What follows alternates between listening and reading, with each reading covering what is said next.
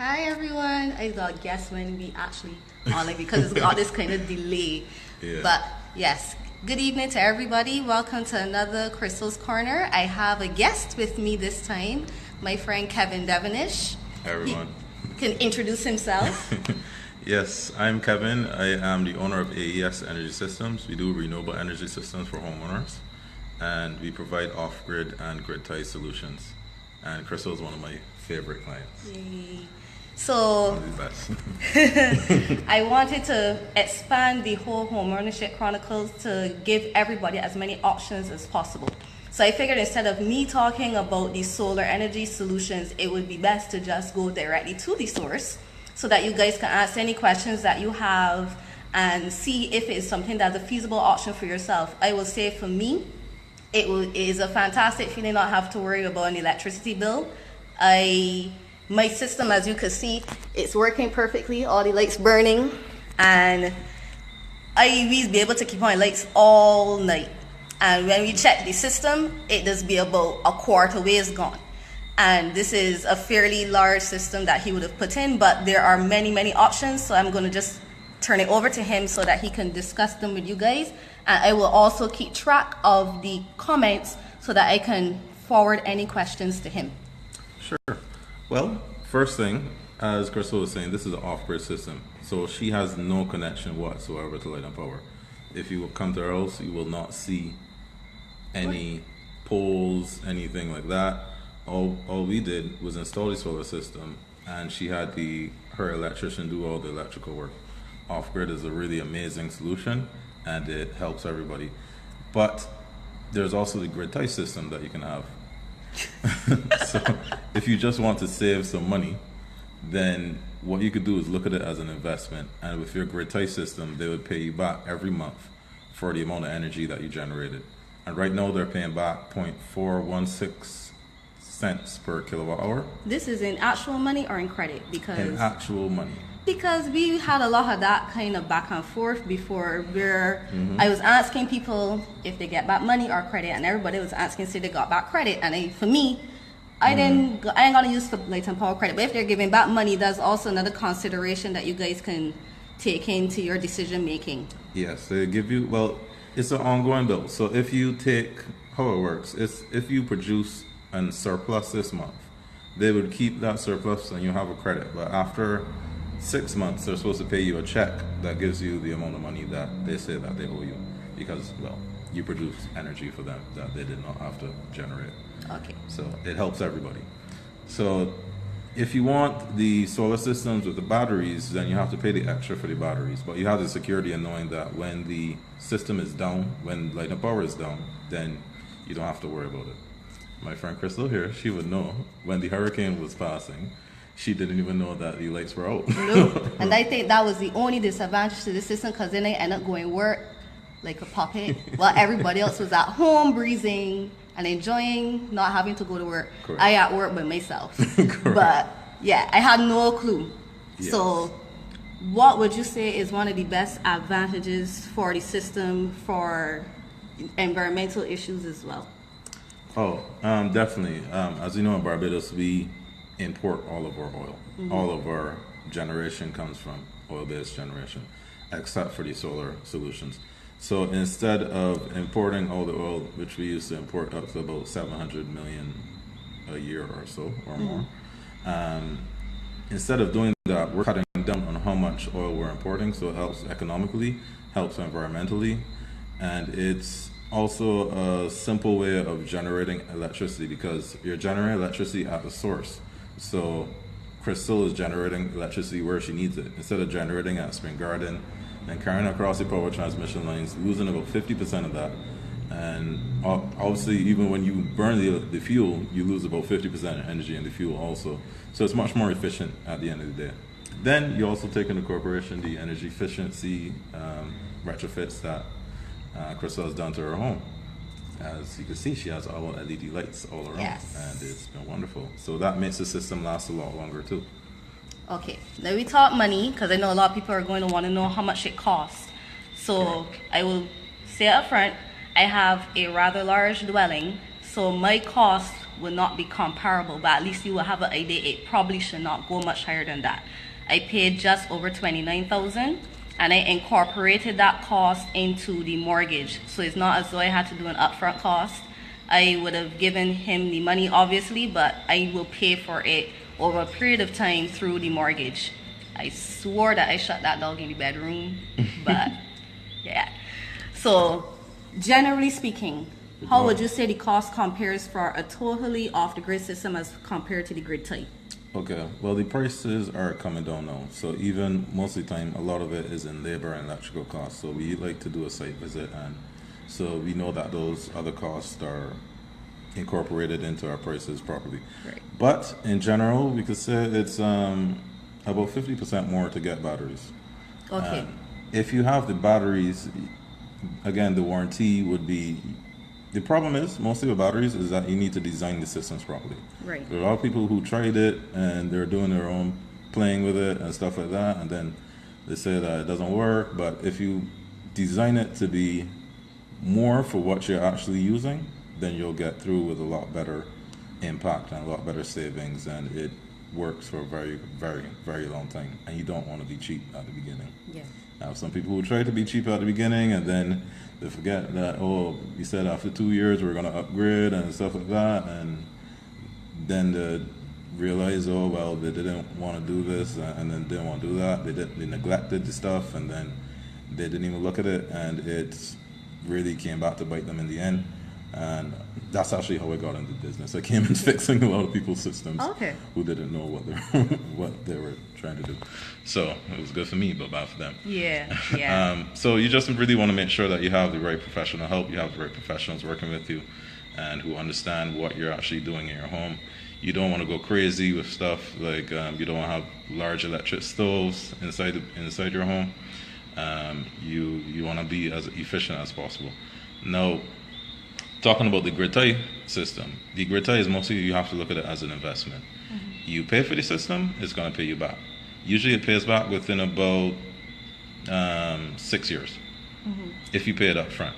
If you go for a loan, you'll be paying the loan for about 10 years. But the system lasts for 25 years, so after that, electricity is free for you. There you go.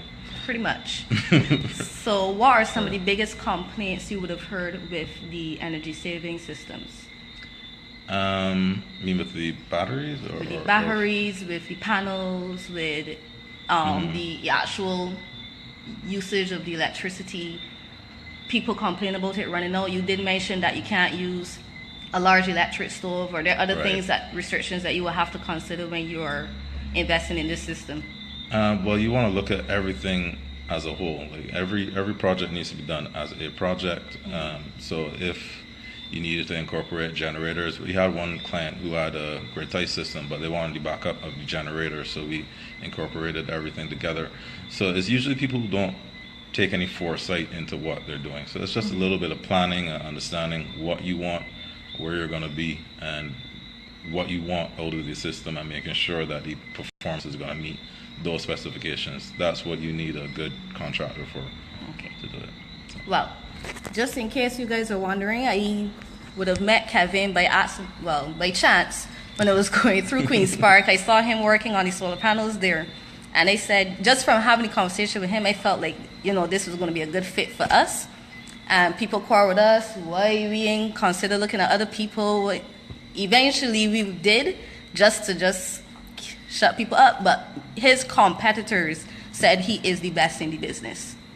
And when you have your competition making those kind of claims, it just makes sense. There isn't a single question that I have asked Kevin that he hasn't answered. He's been very thorough, and I enjoyed the working relationship that I had with him, which a lot of people will know when you're in the construction business.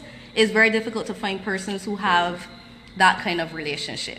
So 100% recommend him, and not just because we're friends, we only became friends out of the process. And I enjoyed this relationship, and I highly recommend him. So we are hopefully, give me 2 seconds. Yes. We have another guest person who is coming. I also invited an architect, so he'll be coming through very soon. So you'll also be able to have some questions if you do. Here we go. You are just in time. Really? Yes. We literally just finished our session with Kevin. And hi, we have Jason Green. He is an architect, and I will let him introduce himself to you guys. Okay. Yes. Right in it. Yes, right into it. Hi. All right. Hi guys. My name is Jason Green, and I'm an architectural designer. I guess would be the term I would more use to describe myself. I've been involved in the architecture industry as a designer and technician for about 10, 12 years, and I hope I can help shed some light on any things you might be curious about this evening. Okay. Well, what I was just doing was just to give some persons some background and trying to gauge the kind of questions people will be interested in. Mm-hmm. And as I said, I will be also viewing the comments to see if there are any other questions that persons would want to know. Okay. So in my last video, I would have mentioned that you should consult with an architect so that you will have an idea how feasible your dream house would be. Right. So right now, what is the usual going price for a plan that you would draw? Okay. Going price, that's a hard one to pin down because different designers, architects, and draftsmen would have different pricing approaches. I could probably speak to what I do and what I know of other designers and architects around me doing. Right. And they typically use a percentage model where they would charge a percentage of the construction costs of the house. Okay. So, for instance, if you have, just for throwing out a number, keeping numbers simple, you have a $100,000 house. Mm-hmm. A designer or architect might charge, let's say, anywhere from the range of 3 to 7%. Okay. Percent of the cost of that house. Okay. So at least people will have an idea. Right, and let me kind of even put out more context. So no, that's not just a plan. You're getting like a flat plan on a piece of paper, but that usually includes a full service or full package. Was included in a full package. Right, that's like design, preliminary design, final design, where you're going through different stages from stage 1 being preliminary design, stage 2 final design. And that final design is inclusive of the town and country planning application and drawings.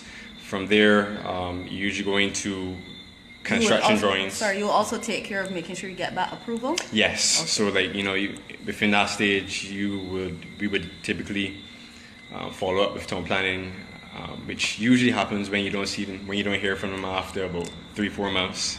Oh, so this is normal. It's normal, very normal. God. And also, we ensure that the plan is approved, or if there are any other requirements that town planning or Ministry of Health Environmental Protection may contact you over the course of the approval period and request additional information.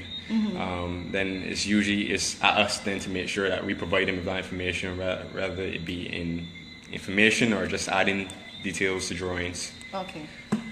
Is 3D modeling a part of the package that you would offer? I personally offer, in everything I do, 3-dimensional imagery is integrated into my delivery. It's not a typical part of the delivery package for every designer or every draftsman or architect, but I think it does. It helps. Add to the package, yeah. What would you like when persons come to you that they come prepared with? Because I know some people come with these preconceived notions in their head and they expect the architect to pull off miracles. Yeah. What would you realistically expect people to come into the meeting with? Right. Well, it's first and foremost, I think it's good to come with a budget in mind. Because we could I've had that, I made that mistake before. We really discuss the plans of what you desire to have in your house, and then at the end of the meeting you ask, so what budget you're working with, and you realize, so where to start is to have a figure in mind. I know I heard you go through this about Yes. going to your mortgage institution. Go and there first, find out how much you can afford, Exactly. then go to the architect. I think that's a good place to start. Besides that, it's also good to start with, look at your day-to-day life, where your house is, where your current living situation is right now, and determine how adequate or inadequate it is for you. You know, do you want more space? Do you feel like you need a larger living room? Right. You know, get a feel for your space and what it is that you what think you is require. missing or what you need. And also, like, going forward into the future as well too. Things change. Children come. Family comes. Will you require additional space in the future? So what you need now to be comfortable, that can match your budget, Right. so you can live comfortably and still be able to have a good quality life during the month, and what you may require going forward in the future. Yes. Yeah, I thought I had lots of mini bedroom, but apparently not. So, I'm not sure if you had any other questions, Kevin, because I saw you pull out your laptop. Yes. Forgot to mention. First thing you want to do also is get a quote. As soon as you get your host plans and you understand what you're working with, then you can bring those host plans to us, and we'll get you a quote based on what we expect you to use because of what you're having in your house and the size of your family. And if you get us a quote, then we can tell you how much. And it's much easier if you do it in terms of when you're getting the mortgage. And if you get us that, we could tell you how much you're actually going to save every month based on the system and what size of system you could actually get. If you do it with the mortgage, then you would get obviously a better rate of return. Yeah. But right now we're offering packages with Signia that go at 7%, and that can be beat if you do it in the mortgage and incorporate all those costs together. Right. And I could just show you the graph here. The imaging is usually be backward, but we'll see how it works out. Well, this is just a graph here that shows you that you have your light and power bill and your payments, and they're basically going to be very comparable. Sometimes better, sometimes just a little bit over, but they're very, very close. So basically what you would pay in a bill, you would basically just be paying to the loan. And after the loan is done, your electricity is free again. Yeah. For a couple of years. As we said, it's usually be like between 6-10 years for you to be able to pay it back, and yet you have a system for 25 years, so you can work out how many years of free electricity you will be getting. Is there any other comments that you would like to have for persons who are interested in building in general? Because I know you have experience as well too. Right, in building, in general. Well, I would like to probably touch a little bit more on design first, and then probably on building. Just to add to what I was saying earlier, I think another thing to consider as you are engaging a design professional is also, and I think most people do this, but getting a feel for what you like or dislike stylistically or style-wise, and also trying to match your feel, your design sensibilities, to use a design term, to the designer or the architect or draftsman, because there is different persons do have different approaches to design, and one designer may not fit your sensibilities. And then it becomes like a little dissonance, a little tussle that happens. I will say that is one area where Adrian saved me. Sorry. Jason, not your brother. Where Jason saved me, because I actually had absolutely zero idea how I was going to design the house. I couldn't even think of paint color. All I knew is that I didn't want beige. And then Jason was the one who suggested the gray.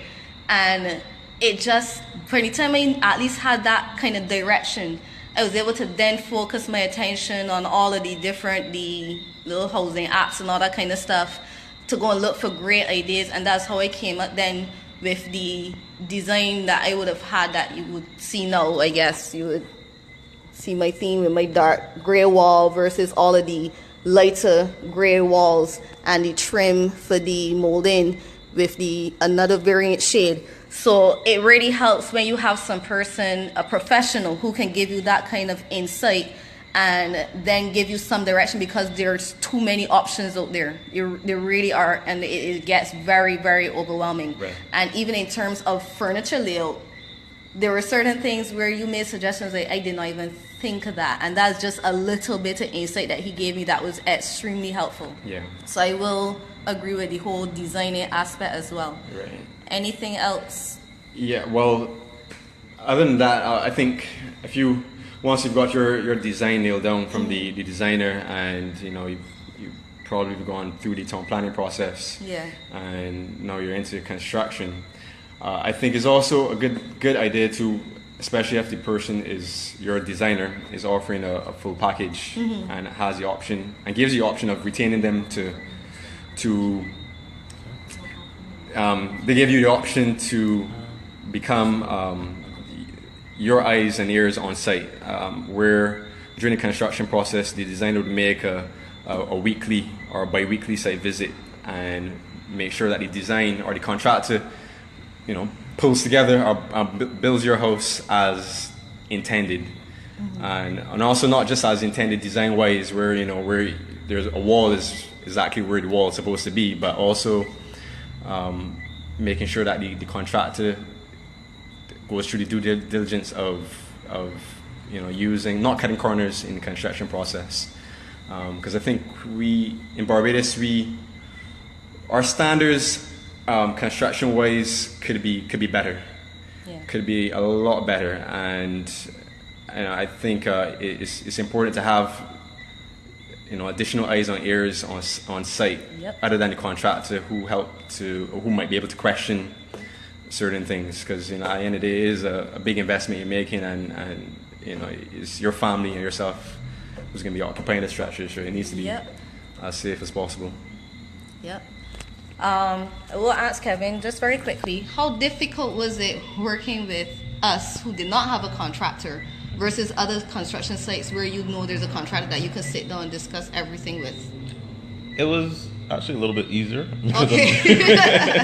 because I'm dealing directly with the client. Right. I don't have to go around other people. Okay. But sometimes it's a lot easier to deal with the client just directly. So I know what you want, I know what you were doing and everything, and it was easier that way. It was easier to access the place instead of calling around and stuff like that. So it worked out well. What's your views on the construction process in general in Barbados? Oh boy. Because you will have an insight into that as well, dealing with all of these things on a regular basis. I am an engineer by trade, but knowing a lot of things, we do cut a lot of corners that we don't need to cut. Things that might cost you $100 right now that will cost you $1,000 of repairs later. It's kind of hard, and if you don't know what you're doing, and people don't know that this is important to do this. I go around Barbados all the time, and I see cracks coming from people's windows. Actually, that's kind of leading into one of the questions that was asked, because she's asking about electrical wiring. If there are cases where you will come across and you realize you have to rewire the house, because you don't do the rewiring, the electrician does that. Yeah, the electrician will do the rewiring. So what happens in a scenario where you have to consider rewiring the house? Well, I hate those scenarios because obviously conduits are in place already, things are in place already, and it's really hard to go around that. It's possible, anything is possible, but then you're looking at something that could have been a $5,000 job that is turned into $10,000, $15,000, and you don't even know that's where it's going to end. Because when you start cutting holes in the walls, then you don't know what's going to happen. Because that's one of the considerations for persons who have existing structures. Yes, but for existing structures, there's always a better solution. So if I come and I see it, I could offer my own backup systems that I would only run certain circuits onto, which I do with a couple of people, and the batteries could be smaller, so you don't need to have a whole off-grid system. If you need some places just rewired and you just want backup for your kitchen, so you just do the rewiring process in phases. Exactly. Okay. Yeah, so we could do, it depends, you need to get a little bit creative with what people want and give them what they want. And then what you think they deserve. What usually happens. The next question she has is, after the 25 years, then what?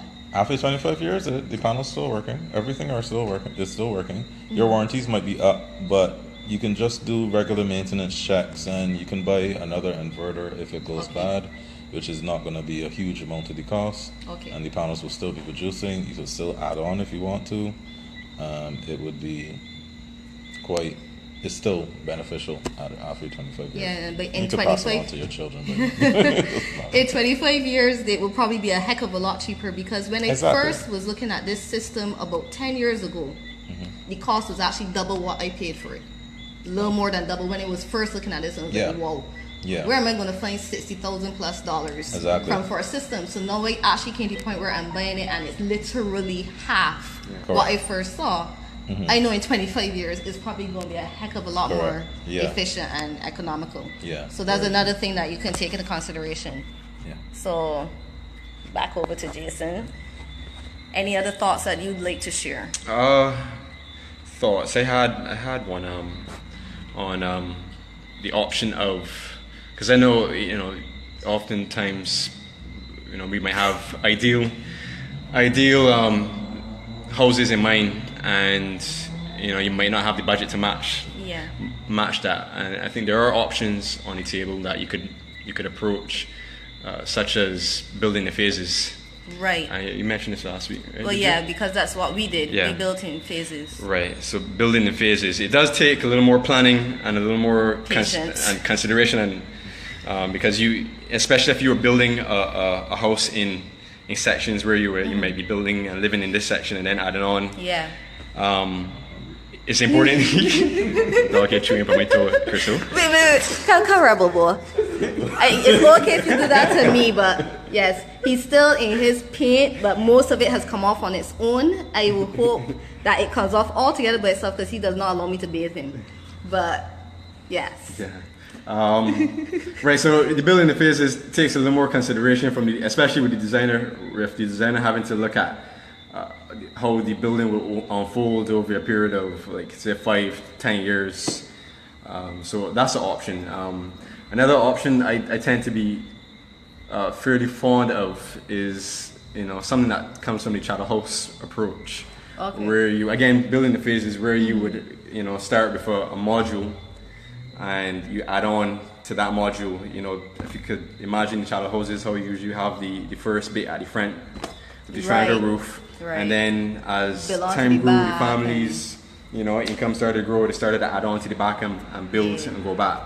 And I think that's a very underutilized I think approach. you actually have some drawings with those kind of options. I do. I've been playing with them for a while.